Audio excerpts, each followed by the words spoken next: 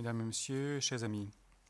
Au nom de la Fondation Frédéric Ebert, je souhaite à vous tous la bienvenue à la conférence sur la sécurité européenne et les perspectives franco-allemandes en défense commune que nous organisons ensemble en coopération avec Europartenaires.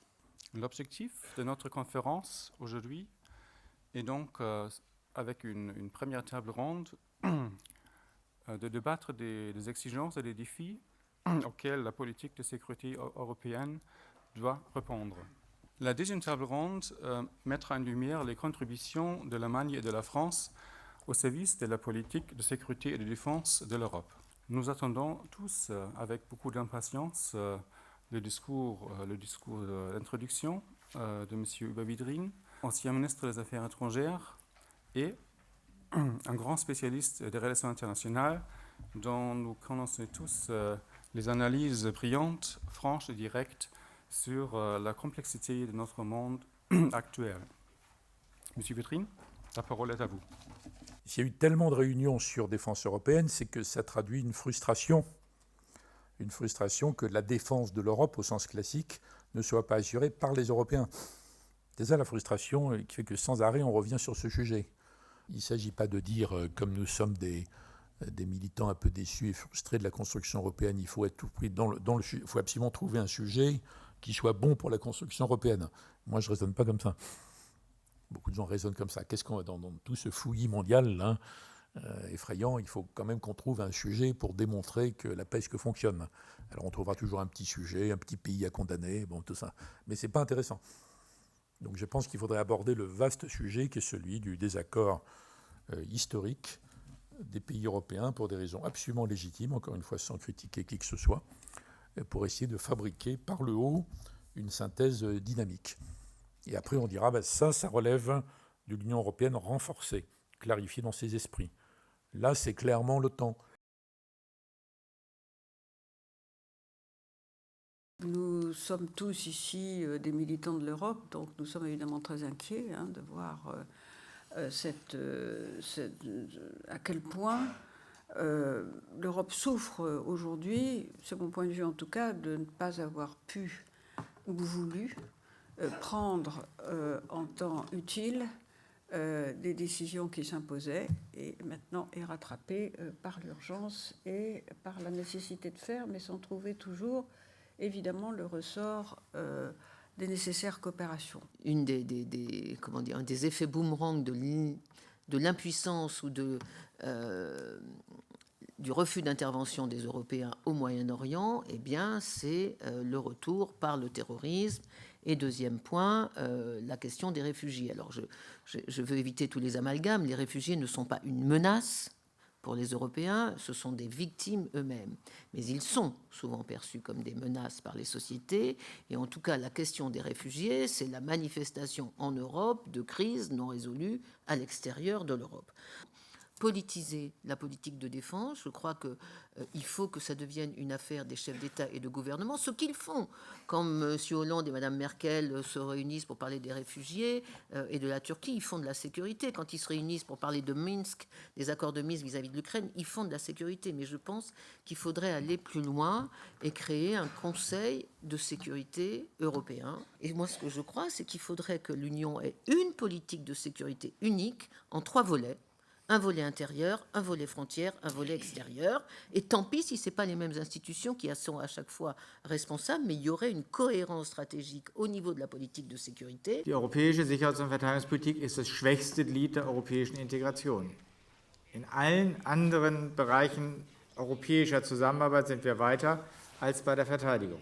Die Franzosen könnten ja sagen, überlassen wir die Ukraine den Deutschen und also wir kümmern uns mehr um Afrika. Das ist nicht sinnvoll. Sondern also wir müssen gemeinsam jeweils alle diese Probleme angehen. Und die größeren Nationen haben da eben besondere Verantwortung. Da käme es dann aber darauf an, dass man auch die Fähigkeiten hat, auch die militärischen Fähigkeiten, mit Problemen umzugehen, die nicht von den USA gelöst werden. Wir müssen uns hinbewegen auf das Ziel einer gemeinsamen europäischen Armee, die nationalen Armeen ersetzt. Nicht irgendeine Streitmacht, also nicht 100.000 Soldaten, die also gemeinsam zusammengestellt werden, sondern die europäische Armee als die Addition der nationalen Streitkräfte. Wir haben in Europa, in den 28 Mitgliedsländern der Europäischen Union, heute 1,5 Millionen Soldaten. Das ist mehr als Russland, das ist mehr als die USA. Aber diese 1,5 Millionen Soldaten sind eben organisiert in 28-facher Kleinstaaterei. Diese Kleinstaaterei ist das Problem unserer Effektivität. Wir sind nicht effektiv. Et si on a une ambition de maintenir un certain niveau d'autonomie stratégique, ça a une implication directe sur les capacités critiques, capacité d'entrée en premier, défense antimissile, renseignement, ravitaillement en termes de capacités militaires. Et ces capacités militaires ne doivent pas seulement être déployées, elles doivent aussi être maîtrisées. Maîtrisées, ça veut dire que les forces européennes ont la liberté de leur emploi, la sécurité des approvisionnements et l'accès sans restriction à l'ensemble des données techniques sur lesquelles les performances de ces matériels sont opérées. Et pour avoir cette sécurité des approvisionnements, cette liberté d'emploi et cet accès sans restriction aux données techniques, la seule solution est d'avoir, au niveau européen, une industrie de défense qui soit capable de maîtriser ces technologies critiques.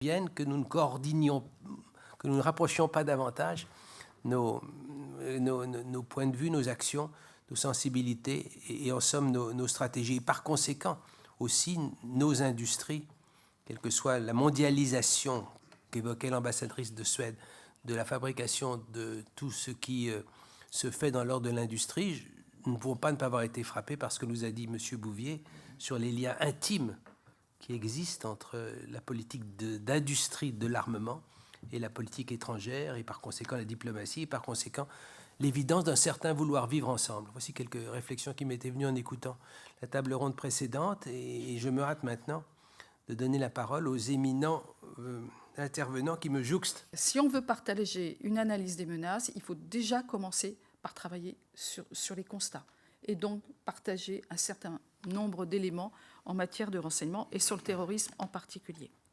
Le deuxième point sur lequel on pourrait travailler particulièrement, c'est le cyber. Nous sommes tous confrontés au même risque cyber. Et les outils sont les mêmes pour tous. Pour moi, il y a non seulement l'analyse des menaces qui est absolument indispensable, et je pense qu'on peut aujourd'hui travailler sur plusieurs éléments.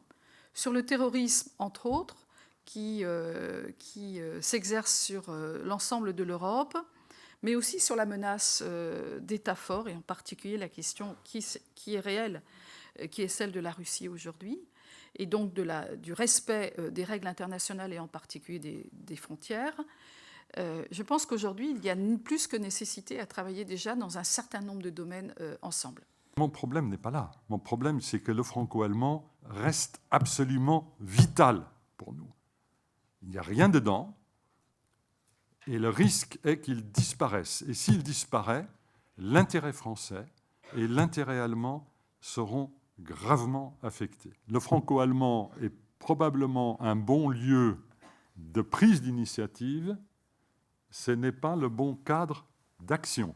Ce n'est pas la même chose. Le terrorisme, le djihadisme, c'est un défi mondial. Le bilatéral, comme Patricia l'a dit tout à l'heure en ce qui concerne le partage du renseignement, le bilatéral n'est probablement pas la meilleure réponse en termes de cadre d'action à cette menace-là. Au niveau européen, si Schengen survit, c'est sans aucun doute Schengen qui est le bon cadre, puisqu'il y a un système d'information, qui est le système d'information Schengen. Für die kollektive Verteidigung in der Mitte Europas wird man wohl präsente Stärke brauchen. Also wirkliche Stärke, wirkliche militärische Stärke. Damit niemand auf die Idee kommt, Bündnispartner im Osten Europas zu bedrohen oder einzuschüchtern. Nicht? Dafür brauchen wir das. Da muss Deutschland, aber auch Frankreich, heute seinen solidarischen Beitrag leisten, so wie wir Solidarität empfangen haben in den 40 Jahren des Kalten Krieges. Ich glaube, das Problem lösen wir am Ende nur, und das hatten wir in der vorherigen Runde diskutiert, wenn wir weitere Schritte machen in Richtung einer wirklichen militärischen Integration von Fähigkeiten. Wir müssen nicht immer mehr in unilaterale Fähigkeiten investieren, sondern wir müssen in gemeinsame Fähigkeiten investieren.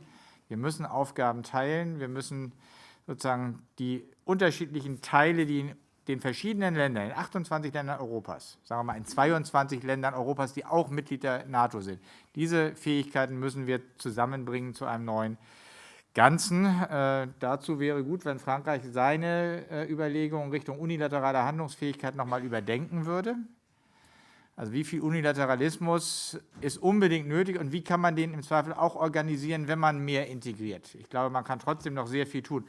Mais plus nous aurons de débats franco-allemands, je pense, et plus nous pourrons apporter notre modeste contribution au progrès, sachant que c'est l'avenir de l'Europe qui est en jeu. Si nous ne résolvons pas la question de la sécurité européenne, après avoir balbutié sur la question économique et sur la question sociale, on est plutôt en bonne voie. Très franchement, je pense que c'est notre Europe qui est en danger. Et notre Europe, il y en a qui l'aiment pas trop, mais notre Europe, c'est nous. C'est chacun d'entre nous. Donc, ne fût-ce qu'au regard de nos égoïstes intérêts nationaux, je pense que nous avons un urgent besoin d'agir. Merci en tout cas pour vous d'avoir été là jusqu'à cette fin d'après-midi.